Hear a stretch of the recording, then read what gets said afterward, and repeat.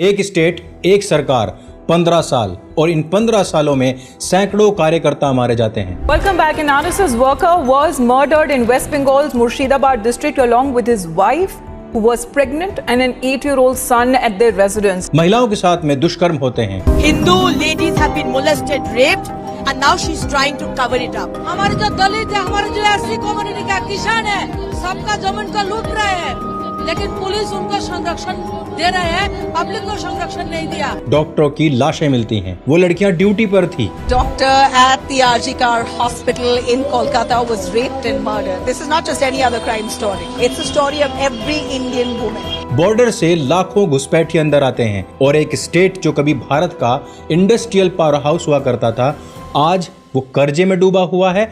आज उसकी हालत बहुत ज्यादा नाजुक है और कल ही एक बहुत बड़े नेता, या कहिए कि बहुत ही जल्द वो नेता एक बहुत बड़े स्टेट के सीएम बनने वाले हैं, उनके पीए की गोली मारकर हत्या कर दी जाती है और एक बड़ा यूट्यूबर सिर्फ एक साइड की हिंसा को दिखा रहा है। आज हम वो सब बताएंगे जो कोई नहीं बता रहा है। ये है द बंगाल फाइल्स। अभी अभी वेस्ट बंगाल के इलेक्शन हुए और उनका रिजल्ट आया। भारतीय जनता पार्टी ने ऐतिहासिक जीत हासिल करी और उसके बाद में बंगाल फिर एक बार से वायलेंस की आग में जल रहा है। लेकिन एक बड़ा यूट्यूबर है जिसका नाम है ध्रुव राठी, वो अपने एक शॉर्ट वीडियो में केवल बीजेपी सपोर्टर्स की हिंसा दिखा रहा है और वो बीजेपी सपोर्टर हैं भी या नहीं, बहती गंगा में हाथ धो रहे हैं, ये भी किसी को नहीं पता। लेकिन वो कहता है कि अब देखो पश्चिम बंगाल के अच्छे दिन आ चुके हैं। ऐसे लोगों को पिछले 15 साल के अच्छे दिन नहीं दिखाई देते। इलेक्शन रिजल्ट के अगले ही दिन बीजेपी के झंडे लहराते हुए ये भीड़ चारों तरफ तोड़फोड़ करने लग गई, खुशी के मारे।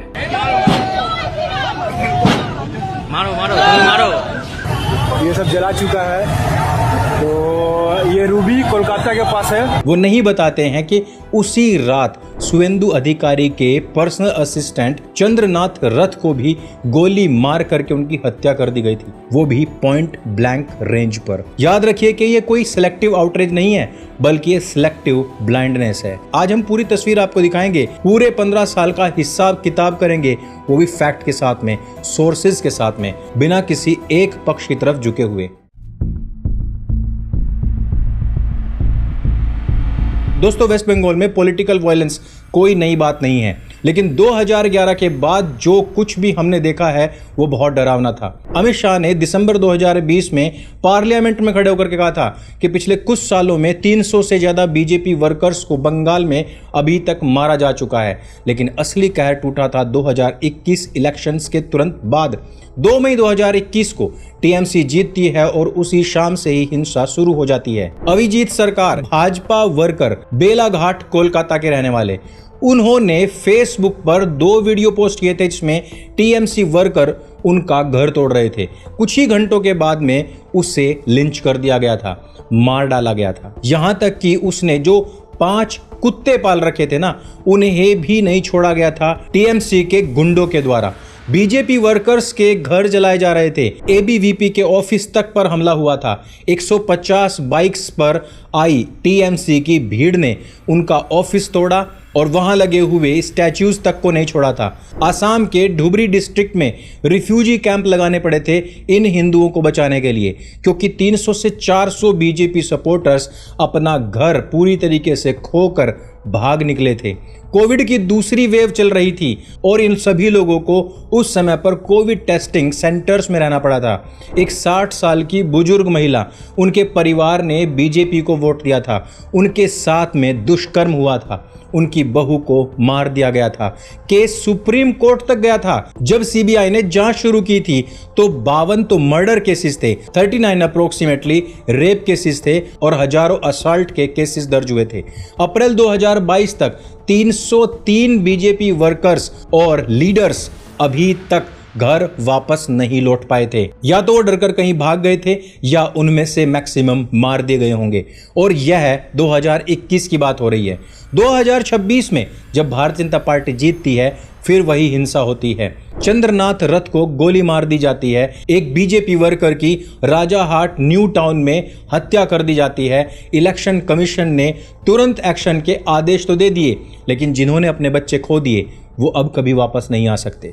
तो जब कोई यूट्यूबर सिर्फ एक तरफ की हिंसा को दिखाता है तो समझ जाइए कि ये पूरी तस्वीर नहीं दिखाई जा रही। पिछले 15 साल में केवल भाजपाई, आरएसएस या एबीवीपी के लोग नहीं बल्कि कांग्रेसी भी मारे जा रहे हैं और यहां तक कि वामपंथी लीडर्स भी मारे जा रहे हैं। अभी जो खबर आ रही है उसमें पता लगता है कि वामपंथियों और कांग्रेसियों के सारे कार्यालय बंद करके बाहर टीएमसी के लोगों ने ऊपर से ताला मार दिया था। अभी टीएमसी के कार्यालय पर छापा पड़ा था जहां पर महिलाओं के लिए विधवा होने के बाद की सफेद साड़ियां इकट्ठा करके रखी गई थी, जिन साड़ियों को ये लोग परिवारों के पास जाकर के बोलते थे कि अगर तुम्हारे घर से किसी ने भी फला फला पार्टी को वोट किया तो ये साड़ी तुम्हारे लिए है, अर्थात कुछ ही दिनों के बाद तुम विधवा हो जाओगी और ये सफेद साड़ियां पहनने के लिए तुम लोग तैयार रहना।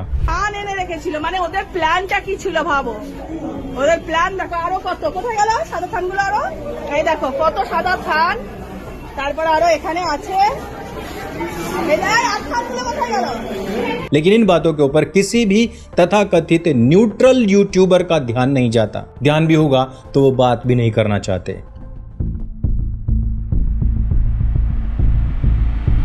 संदेश खाली, जहां महिलाओं की आवाज ही नहीं बल्कि उनका पूरा का पूरा शरीर ही दफन कर दिया गया था। 2024 की शुरुआत में एक नाम सुर्खियों में आता है, संदेश खाली। नॉर्थ 24 परगना का एक गांव जहां पर टीएमसी नेता का राज हुआ करता था, नाम था शेख शाहजहां। 5 जनवरी 2024 को ईडी की टीम वहां पर पहुंचती है, वहां फूड राशन स्कैम में शाहजहां से पूछताछ करने के लिए।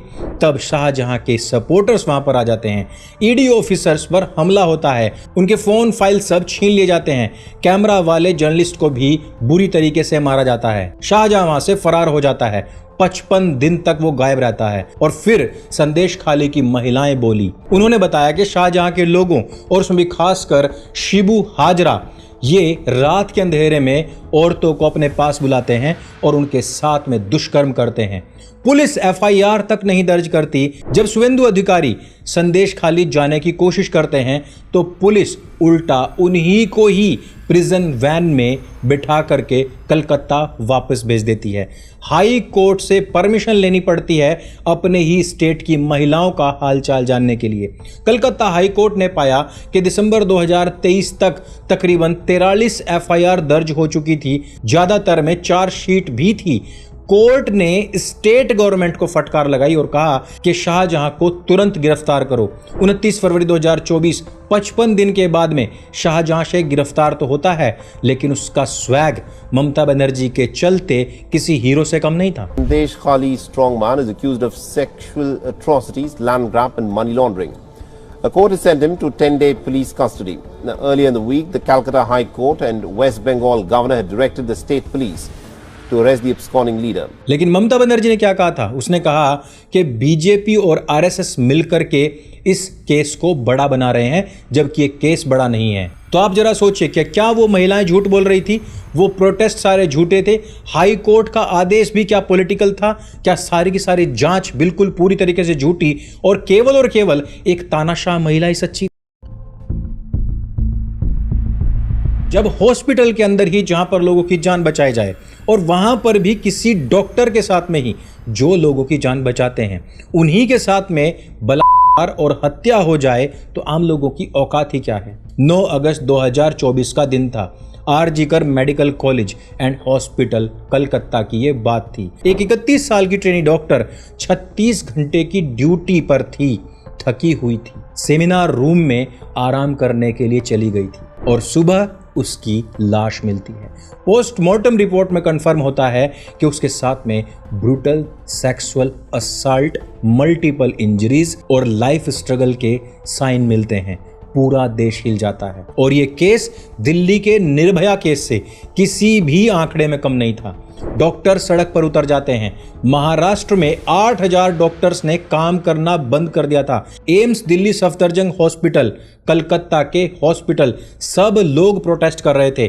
14 अगस्त की रात रिक्लेम द नाइट प्रोटेस्ट हुआ था, जिसमें हजारों महिलाएं सड़कों पर निकली थी। इंडिपेंडेंस डे की आधी रात को महिलाओं ने सड़कों पर दुर्गा बनकर ऐसा नृत्य किया था कि उसी दिन लग गया था कि इस प्रदेश के अंदर अब किसी भी शैतान का राज नहीं रहेगा। और उसी रात एक भीड़ ने आरजी कर हॉस्पिटल की इमरजेंसी वार्ड तोड़ दी थी। सुप्रीम कोर्ट ने सुओ मोटो लिया और चीफ जस्टिस DY चंद्रचूड़ की बेंच ने कहा था कि ये सिर्फ एक मर्डर नहीं है, ये डॉक्टर्स की सेफ्टी का एक इंटरनेशनल क्वेश्चन बन चुका है। 10 अक्टूबर 2024 अक्यूज्ड संजय रॉय, एक सिविक वॉलंटियर को चार्जशीट में नामित किया जाता है, लेकिन हॉस्पिटल के एक्स प्रिंसिपल संदीप घोष को CBI ने गिरफ्तार कर लिया करप्शन के चार्जेस में। और उनके ऊपर एलिगेशंस ये थे कि उन्होंने परिवार के सवाल जवाब से पहले ही लड़की की लाश को बहुत जल्दबाजी में जला दिया था। क्या कवर अप हुआ था? CBI जांच अभी भी जारी है। ये है बंगाल, जहां एक डॉक्टर ड्यूटी तक पर सेफ नहीं है। घुसपैठ और वोटर कार्ड स्कैम के बारे में दोस्तों कौन नहीं जानता है। ये सीधे तौर पर लोकतंत्र की हत्या हुई थी। वेस्ट बंगाल की बांग्लादेश से 2200 किलोमीटर की बॉर्डर लाइन मिलती है और इस बॉर्डर के जरिए वर्षों से लाखों इलीगल घुसपैठी आते रहते हैं। लेकिन असली सवाल यह बनता है कि क्या इन घुसपैठियों को वोटर कार्ड मिलता है? जून 2025 में एक शॉकिंग खुलासा होता है। काकद्वीप में एक वोटर लिस्ट में एक ऐसा ही नाम मिलता है, न्यूतन दास का, जिसकी फोटो बांग्लादेश के 2024 स्टूडेंट प्रोटेस्ट में मिलती है, जहां शेख हसीना की सरकार गिराई गई थी। बीजेपी ने कहा यह तो बस एक एग्जाम्पल है, ऐसे ही लाखों नाम हैं जो हिंदुस्तान के अंदर घुसे हुए हैं। और फिर एक और नाम सामने आता है साद शेख का, जो एक suspected terrorist organisation Ansarullah Bengal team का सदस्य बताया गया था। उसका नाम मुर्शिदाबाद वोटर लिस्ट में आ गया था। ये वोटर कार्ड स्कैम सिर्फ राजनीतिक बात नहीं है, ये नेशनल सिक्योरिटी का एक बहुत बड़ा सवाल है। न्यूज ट्रैक की रिपोर्ट के अनुसार रोहिंग्या इनफिल्ट्रेटर्स को TMC नेटवर्क का सपोर्ट मिलता रहा है। संदेश खाली के जो अपराधी थे वो इसी नेटवर्क का हिस्सा थे। TMC मिनिस्टर फरहाद हाकिम का बयान है, उसने कहा था कि नॉन मुस्लिम्स आर ब्लाइटेड पीपल, और कहा था कि मुस्लिम्स को मेजॉरिटी बनना चाहिए। इन्हें कोई मेन स्ट्रीम मीडिया कवर नहीं करती है। और हिंदू फेस्टिवल्स पर रोक, यह तो ममता बनर्जी का पहला शगल था। दुर्गा पूजा प्रोसेशन को कई जगह पर रोका गया था। सरस्वती पूजा पर विरोध हुआ। जय श्री राम के नारे लगाने पर भारतीय जनता पार्टी के वर्कर्स को मारा गया। एक जगह पर लोग जय श्री राम के नारे लगा रहे थे, ममता बनर्जी ने अपनी गाड़ी तक रोक दी थी उनको डांटने के लिए। ये अपीजमेंट चलता आ रहा है पिछले 15 साल से। पश्चिम बंगाल के अंदर जहां पर मंदिरों के ऊपर ताले लगवा दिए गए थे, उनको बंद करवा दिया गया था। ठीक उसी प्रकार से जिस प्रकार से अखिलेश के बाप मुल्ला मुलायम यादव ने उत्तर प्रदेश के अंदर मंदिरों और पूजाओं पर प्रतिबंध लगा दिए थे और कहा था कि हमारा वश चलता तो हम और हिंदुओं को मरवा देते। हम बंगाल की बात कर रहे हैं और बंगाल की अर्थव्यवस्था की बात ना करें, ऐसा कैसे हो सकता है? कैसे बंगाल की अर्थव्यवस्था, एक पावर हाउस, बर्बाद होता है? 1960 में वेस्ट बंगाल भारत का तीसरा सबसे अमीर राज्य हुआ करता था, लेकिन आज 2026 में यह 24वें 25वें नंबर पर आता है। हुआ कैसे? प्राइम मिनिस्टर की इकोनॉमिक एडवाइजरी काउंसिल यानी कि EACPM की 2024 की वर्किंग कमेटी बताती है कि 1960-61 में वेस्ट बंगाल का GDP में शेयर था 10.5%। 2023-24 में यह गिर करके सिर्फ 5.6% रह जाता है। 1960 में बंगाल की per capita income national average से 27.5% ज्यादा हुआ करती थी। आज ये नेशनल एवरेज से भी 16.3% कम है, यानी कि राजस्थान और उड़ीसा से भी बहुत ज्यादा पीछे। TMC ने 2011 में सत्ता संभाली थी तो स्टेट का डेब्ट था तकरीबन 1.92 लाख करोड़ रुपए। आज 25-26 में ये 7.7 लाख करोड़, यानी उस समय से लगभग 4 गुना ज्यादा। मतलब बंगाल का हर एक नागरिक, बच्चा, बूढ़ा, औरत तकरीबन 70,653 रुपए का कर्जा अपने सिर पर रख करके पैदा हो रहा है। और ये कर्जा कहां जा रहा है? स्टेट अपनी कमाई का 20 से 28% सिर्फ इंटरेस्ट चुकाने में खर्चा कर रहा है, जबकि बड़े राज्यों में यह आंकड़ा 5 से केवल 15% के बीच ही होता है। बैंक में बंगाल के लोग पैसे जमा करते हैं, लेकिन वो पैसा दूसरे राज्यों में इन्वेस्ट होता है। क्रेडिट डिपॉजिट रेशियो 46 से 52% है, यानी कि नेशनल एवरेज से तकरीबन 30 पॉइंट नीचे। इनफॉर्मल सेक्टर की बात करते हैं। 2015 से 2023 के बीच में 30 लाख जॉब्स खत्म हुई थी। और इंडस्ट्रीज की बात करें तो 2015 के बाद से हजारों कंपनीज अब तक बंगाल छोड़ करके दूसरे राज्यों में स्टैब्लिश हो चुकी हैं। और ये है ममता बनर्जी का आगे बढ़ता हुआ बंगाल? बिल्कुल भी नहीं। ये था बंगाल की खाड़ी में डूबता हुआ ममता बनर्जी का बंगाल। तो दोस्तों, ये थी अभी तक के बंगाल की पूरी तस्वीर। संदेश खाली की महिलाओं की आवाज जो दबाई गई, आरजी कर मेडिकल कॉलेज की वो लड़की ड्यूटी पर ही जो मारी गई, सैकड़ों बीजेपी हो या कांग्रेस या फिर वामपंथियों के वर्कर्स जो वर्षों तक मारे जाते रहे, चंद्रनाथ रथ जिनको अभी गोली मार दी गई है, लाखों घुसपैठिए जिन्हें वोट कार्ड मिल गए थे, और एक स्टेट जो 60 साल में तीसरे नंबर से 24वें 25वें नंबर पर आ जाता है। लेकिन इस बारे में कोई यूट्यूबर आपको नहीं बताएगा। ये यूट्यूबर्स आपको कहेंगे कि तकरीबन 90-91 लाख लोगों को एसआईआर के माध्यम से बाहर निकाल दिया गया और 27 लाख उसमें से रिक्लेम कर रहे थे, तो उन 27 लाख की बात क्यों नहीं सुनी गई।